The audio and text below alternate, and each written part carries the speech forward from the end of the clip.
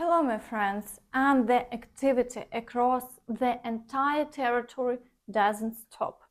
The armed forces of Ukraine are trying to strike Russia. In the Bryansk region, the occupiers shot down a drone.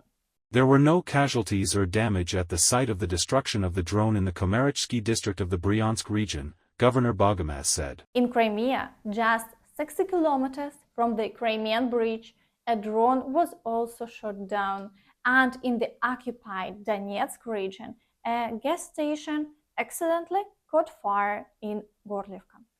In Donetsk and Volnovakha, air defense systems were actively operating. There is also significant activity along the front line. Let's start with the Kherson direction. Here, Russians are already releasing videos with statements that they are facing a complete failure.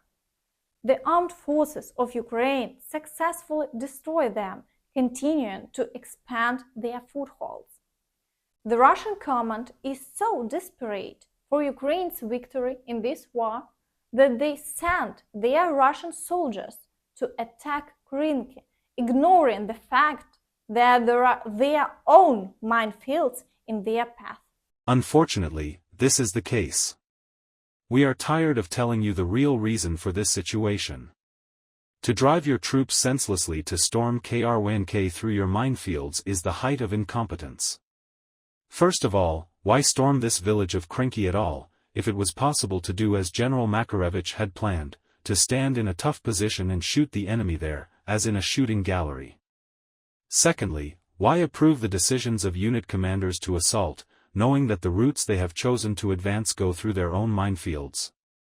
Of course, we all understand that General Teplinsky has been tasked with destroying the bridgeheads of the armed forces of Ukraine on the left bank of the Dnieper at any cost and as quickly as possible before the start of negotiations on a truce.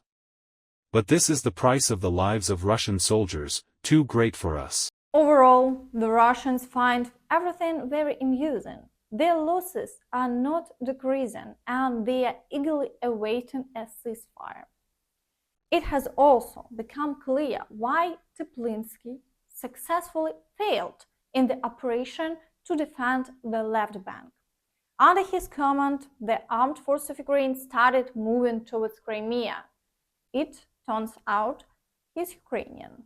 Dear Ukrainians, let's at least stop calling each other crests and catsaps here on our channel, before we are closed. As ridiculous as it sounds, even General Teplinsky reacts very nervously when he finds out that someone called him a kokol because of his origin from Ukraine. You probably have a lot of Russian roots too, and they probably get mad too, when they are called catsaps behind their backs. And all this affects the course of our joint military operations, since the stripes begin to get nervous and then throw the fighters into meat assaults to show their devotion to their state. Yours sincerely, officers of the airborne forces of the armed forces of the Russian Federation. This is the kind of circus happening in Russian Telegram channels. Meanwhile, in the Zaporizhzhia direction, the Russians continue their offensive actions. Periodic attacks are carried out in the areas of Robotyne and Verbove. They have no success, and the front line remains unchanged within a day. Although unconfirmed reports are emerging again that the occupiers may have advanced in the area of Pyatikhatki. There were many shelling incidents here recently, so it's entirely possible that tactically they managed to capture some positions.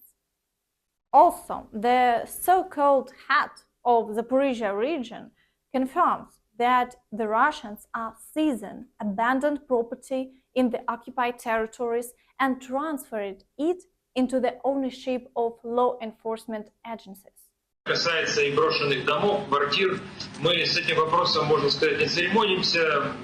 История нас рассудит, правы мы были или нет, но мы забираем эти объекты и передаем им силовикам, передаем их работникам суда. Значит, магазины у нас работают практически все. То есть закрытых магазинов у нас почти нет, потому что если магазин в течение 3 месяцев был закрыт, то мы его определяли как бесхоз и передавали тем, кто в состоянии наладить работу. То же самое касается и брошенных домов, квартир. Мы с этим вопросом, можно сказать, не церемонимся. История нас рассудит, правы мы были или нет, но мы забираем эти объекты и передаем им силовикам, передаем их работникам суда, передаем учителям, врачам и так далее, которые приезжают к нам вахтовым методом. А работа у людей есть, где зарплату получать? Как?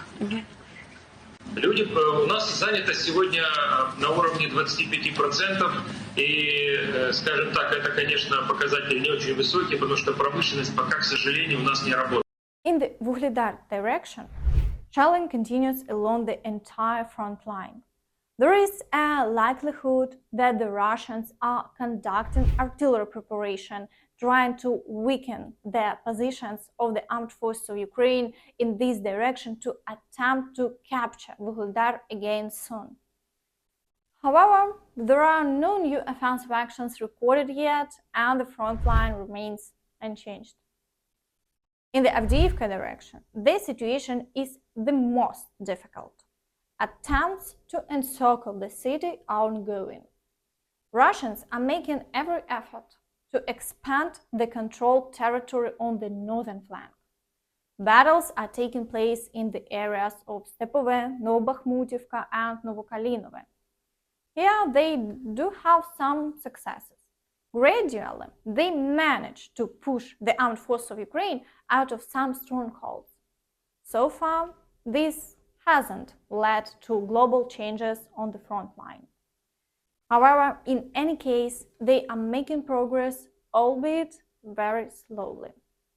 On the southern flank, there are battles in the areas of Tonenke and Pervomaisky. They are not achieving success, but are creating additional difficulties along the front line. Moreover, in the area of the Avdiivka industrial zone, fighting continues, and after the recent successes and advances, the Russians are continuing attempts to move forward. In the Bakhmut direction, according to the latest reports from the armed forces of Ukraine, occupiers are once again storming along the entire front line, starting from Bogdanivka and ending with Avdiivka. The battles are intense.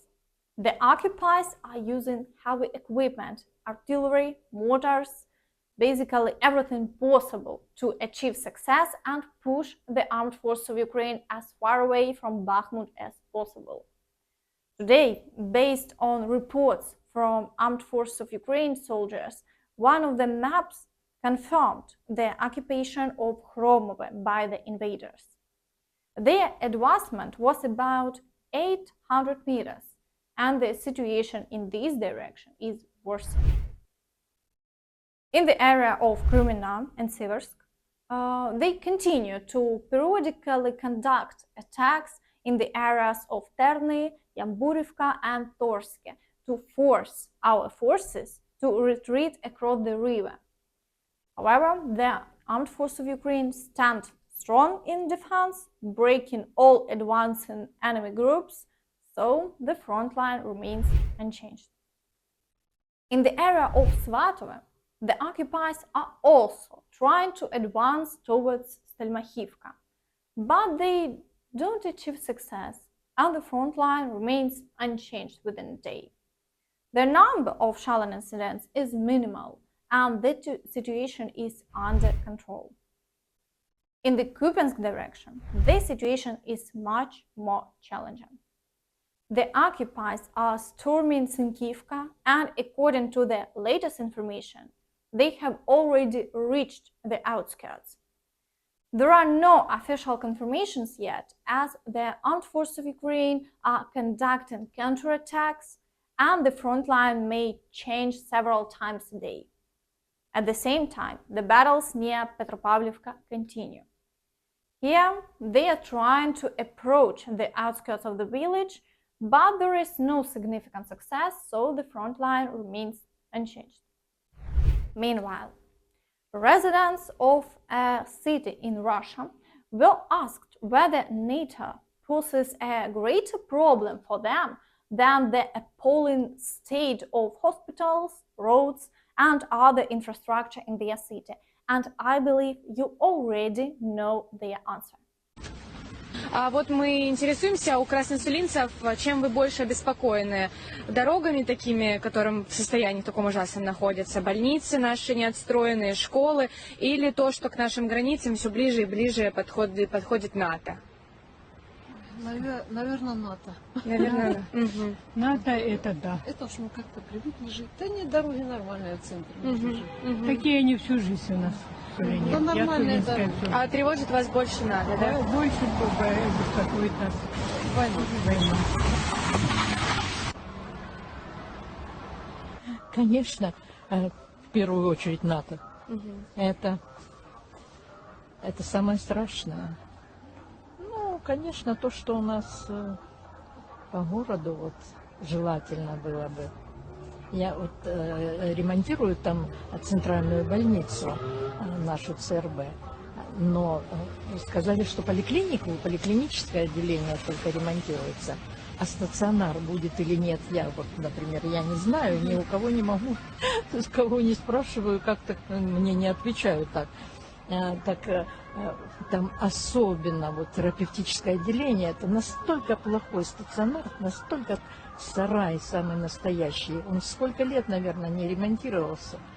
И думаю, неужели он останется вот стационар не отремонтированным? Вот это меня, так как я часто очень посещаю вот это вот заведение как бы лечебное, и поэтому меня это очень волнует, и думаю, желательно было бы, чтобы его отремонтировали. Ну вот если брать стационар и НАТО, то что пусть, по-вашему, лучше стационар таким пусть останется. Будет стационар таким останется, но вот если НАТО, так нет, не надо, НАТО, пусть стационар будет такой. And that's all from me. Don't forget to like this video, subscribe to the channel, and hit the notification bell to stay updated on all the latest news. Thank you for watching, and see you next time. Bye bye.